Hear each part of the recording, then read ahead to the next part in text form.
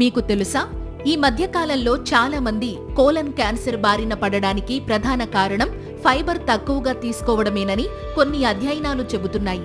కాబట్టి colon cancer రాకుండా ఉండాలంటే తప్పకుండా తీసుకోవలసిన ఫైబర్ ఫుడ్స్ గురించి ఇప్పుడు తెలుసుకుందాం. అందులో మొదటివి ఓట్స్. వీటిలో పుష్కలంగా లభించే ఫైబర్ జీర్ణ వ్యవస్థను శుభ్రపరచడం ద్వారా కోలన్ క్యాన్సర్ రిస్క్ను తగ్గిస్తుంది. రెండోవి చిక్కుళ్ళు మరియు బీన్స్. వీటిలో ఉండే ఫైబర్, ప్రోటీన్ క్యాన్సర్ రిస్క్ను తగ్గించడంలో సహాయపడతాయి. ఇక మూడోవి ఫ్లాక్స్ సీడ్స్. వీటిలో ఉండే soluble fibre and insoluble fibre cancer వచ్చే అవకాశాలు తగ్గిస్తుంది. నాలుగోవి యాపిల్ అండ్ బేర్ పండు. వీటిని తొక్కతో పాటు తింటే ఎక్కువ ఫైబర్ లభిస్తుంది. ఇక ఐదోవి క్యారెట్ అండ్ బీట్రూట్.